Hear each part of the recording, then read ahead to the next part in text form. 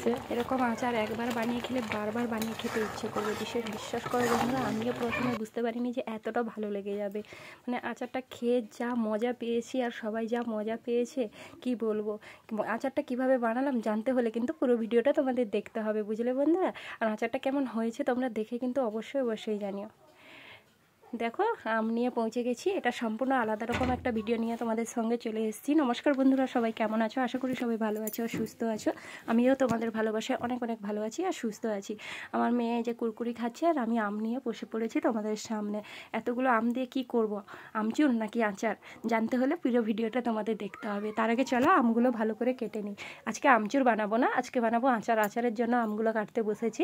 আর আমের আটিগুলো এতটাই শক্ত হয়ে গেছে বন্ধুরা, কাটতে পারছি না, মানে ঝিঁকে কাটতে হচ্ছে। আর নিরামিষ বটিটা এমনিতে একটু ধার কম থাকে, তার কারণ কাটতেই তো সব শক্তি চলে গেল। আচার কিভাবে বানাবো জানি না, যাই হোক কাটতে তো হবে বন্ধুরা। প্রথমে ফাঁক করে নিয়েছিলাম, না হলে যদি ছাড়ানোর পর ফাঁক করি তাহলে আরও কষ্ট হবে, ওই জন্য ফাঁক করে ছাড়িয়ে নিচ্ছি। দেখো ভালো করে পরিষ্কার করে ছাড়াতে হবে আচার করার জন্য, যেন একটুও ছাল না থাকে, তাহলে কালো কালো হয়ে যাবে, বুঝলে বন্ধুরা।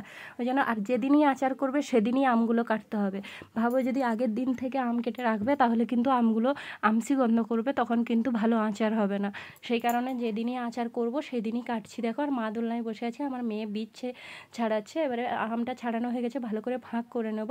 এবারে যদি আমগুলো খুব বড় হয় তাহলে 3টা খাদি করবে, আর যদি ছোট হয় 2টো খাদি করবে।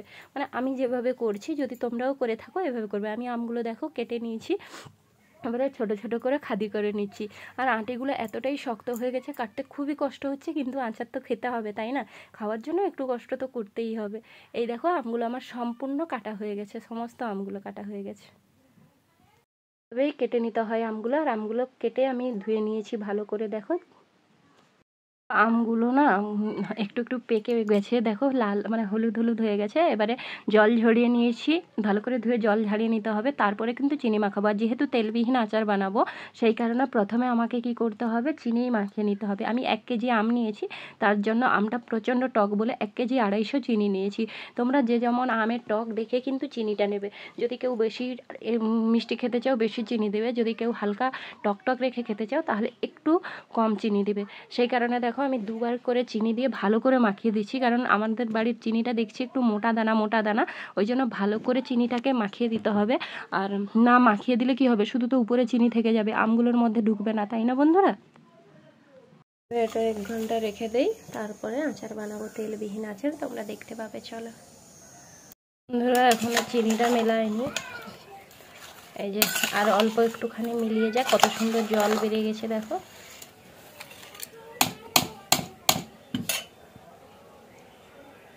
আম তো ওখানে চিনি মাখা আছে, এখানে আমি 2টো শুকনো লঙ্কা, তারপরে জিরে আর হচ্ছে ধনে আর মৌরি নিয়ে নিয়েছি। মশলা, আচারের মশলাটা শুকনো মশলা বানানোর জন্য একটু ভালো করে ভেজে নিতে হবে, না ভেজে নিলে মশলাটা ভালো হবে না। তার জন্য হালকা প্রথমে শুকনো কড়াইতে ভাজতে হবে বন্ধুরা, তেল কিন্তু দেওয়া চলবে না। তাই আমি শুকনো কড়াইতে ভালো করে দেখো ভেজে নিচ্ছি। আর নুনটা একটু বেশি জ্বলে গেছে, আর আমি নিরামিষ কড়াইতে আচারটা করছি, আর নিরামিষ বটিতেও কেটেছি আমটা। তার কারণ হচ্ছে নিরামিষ দিনগুলোতে যখন খেতে হয় তখন তো কষ্ট হয়, সেই কারণে। আমার মশলা ভাজা হয়ে গেছে, ঠান্ডা করে নিচ্ছি। দেখো দেখো কতটা চিনির জল বেরিয়েছে, এটাতেই সেদ্ধ হবে।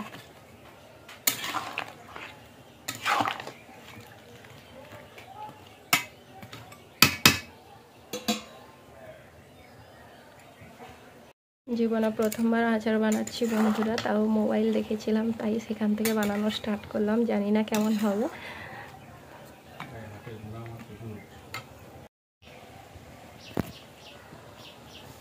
বারবার নাড়তে হবে। দেখো কতটা চিনির জল বেরিয়েছে, মনে হচ্ছে যেন জল দিয়েছে, কিন্তু আমি কোনো জল দেইনি।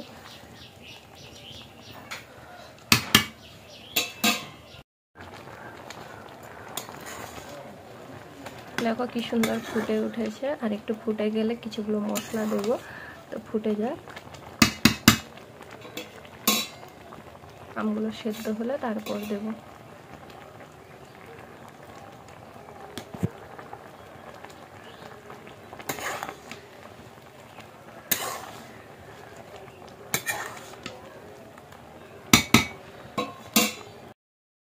দেখো এবারে চিনির গাজলাটা কিভাবে উঠেছে, মানে ভালো করেই ফুটে গেছে। এবারে মশলাগুলো কিছু দিয়ে অ্যাড করতে হবে, না হলে তো হবে না। তার জন্য প্রথমে হলুদ গুঁড়িটা দিয়ে দিচ্ছি। তোমাদের দাদাভাই হলুদ গুঁড়িটা দিয়ে দিয়েছিল, কারণ আমি এক হাতে মোবাইল ধরেছিলাম আর এক হাতে খুন্তি ধরে নাড়াচাড়া করছিলাম। 2 চামচ হলুদ গুঁড়ি দিয়ে দিলাম। এবারে ভালো করে নাড়াচাড়া করে দেবো। জীবনে প্রথম বানাচ্ছি, ফার্স্টবার আচার বানাচ্ছি, তাই একটু ভয়ে ভয়ে বানাচ্ছি। আর দেখো চিনির জলটা এতটাই হয়ে গেছে, কোনো সমস্যা হচ্ছে না। এবারে একটু লঙ্কা গুঁড়ি দিয়ে দিলাম। যে যেমন ঝাল খাবে সে তেমন লঙ্কা গুঁড়ি দেবে বা লঙ্কা দেবে। আমি একটু কম ঝাল রেখেছি, মেয়ে খাবে তার জন্য। কেউ কাশ্মীরি লঙ্কার গুঁড়িও দিতে পারো কালারের জন্য। আমি যেহেতু কালারের জন্য করছি না, যেহেতু মেয়ে খাবে তার জন্য কাশ্মীরি লঙ্কা গুঁড়ি দিলে না। আর বাকি নুন দিয়ে দিলাম। অনেকে তোমরা বিট নুনও দিতে পারো, আমি বিট নুনটা বাড়িতে নেই তাই দিলাম না। এবারে নাড়াচাড়া করার পর দেখো গরম মশলা, যেটা মশলাটা বানিয়েছিলাম, কিছুটা দিয়ে দিলাম। এই যে দেখো আমার মশলাটা একটু বেশি ভাজা হয়ে গেছিলো, তাই কালো কালো লাগছে। যা সেন্ট উঠেছে বন্ধুরা, কি বলবো, মানে নিজে করছি বলে বলছি না, খুব সুন্দর সেন্ট উঠেছে। আর আমগুলো খুব সুন্দর সেদ্ধ হয়ে গেছে। দেখো চিনিতে এরকম আম সেদ্ধ হয় সত্যি আমার জানা ছিল না, আমি কোনোদিন তো বানাইনি। আর মা কাকিমাদের দেখেছি যে তেল দিয়ে ফুটিয়ে ফুটিয়ে তারপরে বানায়। আর এই দেখো একটু গরম মশলাও দিয়ে দিলাম, যাতে একটু সেন্টটা ভালো হয়, বুঝলে। দেখো বন্ধুরা কি সুন্দর কালারটা এসছে।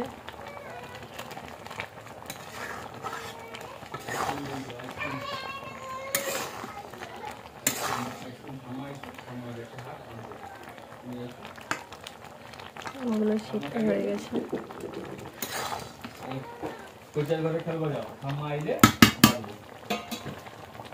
সমস্ত মশলা দেওয়ার পর নাড়াচাড়া করতে করতে দেখো কি সুন্দর লাগছে, কালারটা দেখেই তো মন ভরে যাচ্ছে। মনে হয় আমি নিজে প্রথমেই বানিয়ে নিজেকে নিয়ে গর্ববোধ করছি যে এরকমও হয়।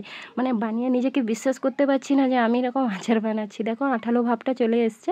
আর বারবার নাড়াচাড়া করতে হবে, না হলে নিচে বসে যাওয়ার ভয় থাকে। আর এটা যেহেতু নতুন কড়াই, তাই বসে যাওয়ার ভয়টা আমার বেশিই ছিল। আর বেশিক্ষণ নাড়াচাড়া করব না, বেশি নাড়াচাড়া করলে আবার টাইট হয়ে যাবে। তার জন্য এবারে ভালো করে আরেকবার নাড়াচাড়া করে নিচ্ছি। আর একটু গরম মশলা, ওই যে ভাজা মশলাটা করে রেখেছিলাম, ওইটা দিতে হবে।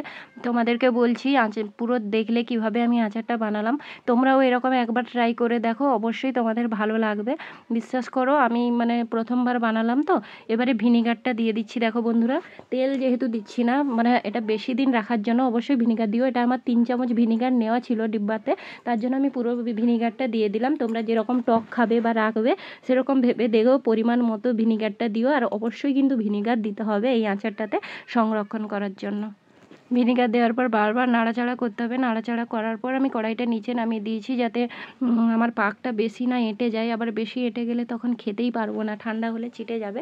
এটা দেখো অনেকক্ষণ নামিয়ে রাখার পর ঠান্ডা, এখনও গরম আছে, তেমন ঠান্ডা হয়নি, কেমন ধোঁয়া উঠছে দেখো। আর তবুও নাড়াচাড়া করে দিচ্ছি যাতে বেশি পাক না হয়ে যায়। কিছুক্ষণ নিচে নামিয়ে দেওয়ার পরও নাড়াচাড়া করতে হবে। আর আমটা আমার পুরো গলে গেছে। কেমন কালারটা হয়েছে তোমরা দেখে কিন্তু অবশ্যই আমাকে কমেন্টের মাধ্যমে জানিও। তোমাদের কাছে এটা আমার আশা থাকলো, তোমরা অনেক ভালোবাসা দিবে। অনেক কষ্ট করে বানালাম জিনিসটা। দেখো বন্ধুরা, আচারটা বানিয়ে নিয়েছি, টেস্ট কেমন হবে জানি না। তো তোমরাও এভাবে বানিয়ে দেখো, যাদের তেল আনতে প্রবলেম। আমার তো তেল আনতে অনেক, হ্যাঁ তেল আনার অনেক অসুবিধা, তাই এভাবেই আচারটা বানালাম। দেখতে কেমন হয়েছে অবশ্যই কিন্তু তোমরা কমেন্টের মাধ্যমে জানিও বন্ধুরা। অনেক কষ্ট করে ভিডিও করি। হ্যাঁ, তো কেমন হয়েছে আচারটা? আজকের ভিডিওটা এই পর্যন্ত। যদি ভালো লেগে থাকে লাইক কমেন্ট শেয়ার করে দিও। আর অবশ্যই ভালোবাসা দিও। আর ভিডিওটা এই পর্যন্ত। সবাই ভালো থেকে সুস্থ থেকে, দেখাবে অন্য কোনো নতুন ভিডিওতে। আজকের মতো টাটা। আর আচারটা যাদের ভালো লেগেছে অবশ্যই কিন্তু কমেন্টের মাধ্যমে জানিও। আর অবশ্যই ভিনিগার দিয়ে কিন্তু আচারটা করতে হবে, তবে আচারটা অনেক দিন থাকবে, বুঝলে। তো টাটা। আজকে তো আর খাচ্ছি না, যদি খাই কখনো তোমাদের অবশ্যই আমি দেখাবো। টাটা।